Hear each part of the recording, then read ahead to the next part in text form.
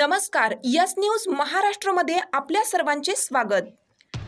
काँग्रेस हे चिरीमिरीचे व भाजपाचे जातीवादी सरकार गाडून टाका। वंचित आघाडीचे उमेदवार DC पाटील यांचा विजय निश्चित। प्रकाश आंबेडकर।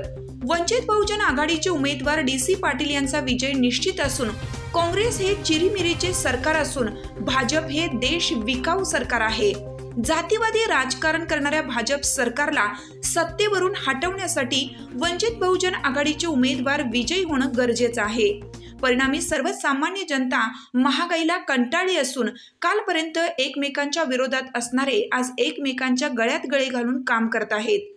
परिणामी डॉक्टर बाबासाहेब आंबेडकर यांच्या स्वप्नातील भारत घडवण्यासाठी वंचित बहुजन आघाडीचा विजय होणं गरजेचं असल्याचं मत वंचित बहुजन आघाडीचे नेते प्रकाश आंबेडकर यांनी बोलून दाखवलं। ते वडगाव तालुका हातकणंगले येथे वंचित बहुजन आघाडीचे हातकणंगले लोकसभेचे उमेदवार DC पाटील यांच्या प्रचारादरम्यान बोलत होते। यावेळी हातकणंगले लोकसभा मतदारसंघाच्या सर्वांगीण विकासासाठी वंचित बहुजन आघाडीच्या उमेदवारांना विजयी करावं असं आवाहन केलं। तसेच वडगाव नगरपालिकेचा पाणी प्रश्न, बाजारपेठेचा प्रश्न सत्तेत आल्यावर तात्काळ मिटवला जाईल, DC पाटील यांनी सांगितलं।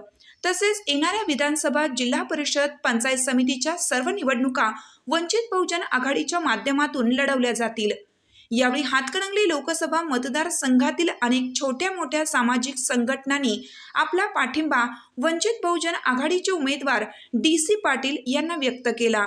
यावेळी वंचित आघाडीच्या उमेदवाराला मतपेटीतून मतदान करून त्यांना प्रचंड मतांनी विजयी करण्याचं आवाहन वंचित बहुजन आघाडीच्या कार्यकर्त्यांच्या वतीनं करण्यात आलं। यस न्यूज महाराष्ट्रासाठी सचिन लोंढे, हातकणंगले तालुका न्यूज प्रतिनिधी। हातकणंगले लोकसभेची रणधुमाळी सुरू झालेली आहे।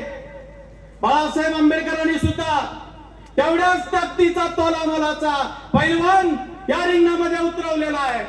आदरणीय DC पाटील साहेबांच्या सारखा हिरा या ठिकाणी बसणार आहोत का? कुठं राहिला समाजवाद? सगळ्याचं खासगीकरण झालेलं आहे। BSNL विकून टाकलेला आहे, रेल्वे विकून टाकलेला आहे, MSCBचं खासगीकरण केलेलं आहे। सगळीकडे खासगीकरण। मला सांगा, नोकऱ्यांचं सुद्धा खासगीकरण झालेलं।